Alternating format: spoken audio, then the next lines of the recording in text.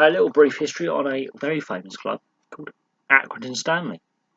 The club has had several incarnations. The original Accrington club were founders of the Football League but drew after 5 seasons. The current club name was first used in 1891 when the second Accrington club with that name, or the original Accrington Stanley, which was formed out of the merger of the remains of Accrington and another club from the Stanley Road area of Accrington formed. That club sadly collapsed in 1966 after financial problems and having been voted out of the Football League. It reformed in 1968 under the current name. From 1968 until 2006, they played in the non-league. In 2002, they got promoted into what was the old conference, now the National League. A few years in the National League, they get promoted into the Football League. Their first game, however, was a defeat to a now also defunct Chester City. They lost 2-0. But in that first season, they played their first ever League Cup game against former European Cup champions Nottingham Forest. So already they're playing bigger clubs with a rich trophy history, or a richer history, and this is a new thing for them. They're playing in the big boys leagues now, the professional leagues as I would call it. From 2006 until this season, they were in League 2. Sometimes in the playoff area, sometimes near the bottom, but they have operated in the Football League on the smallest budget. The budget is tiny. The club does not have a lot of money. However, this season, after a 2-0 win over Yeovil Town, another club with a rich non-league into Football League history, they won 2-0 and they were promoted. Later on, they went up as champions of League 2. Now, it's taken a long time to go from non-league to Football League. They've done it. They've done it on the smallest budget and with one of the smallest grounds in professional football. The Crown Ground is where they play, and their capacity is just over 5,000. We're talking 5,057, of which 2,000 have only got seats. The others are standing room only. It's a tiny ground and a tiny budget, but it's a story of the small club that could.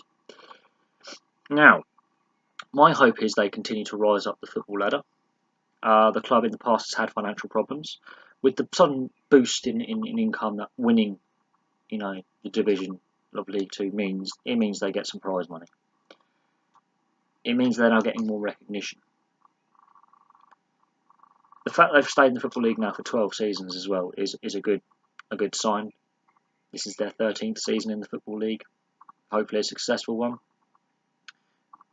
But for most of their history, including from 68 until 2006, most of their history was in the non-league. And there's a lot of clubs who are currently in the Football League that have spent more of their time in the non-league, and Accrington Stanley is one of them.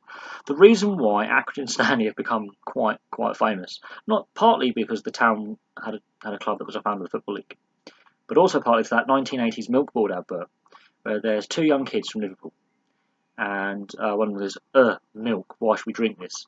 And the other one responds with, because Ian Rush does. Ian Rush does? Yeah, he says I'll make our bones nice and strong. Otherwise, we won't be able to play for Liverpool, we'll have to play for Accrington Stanley.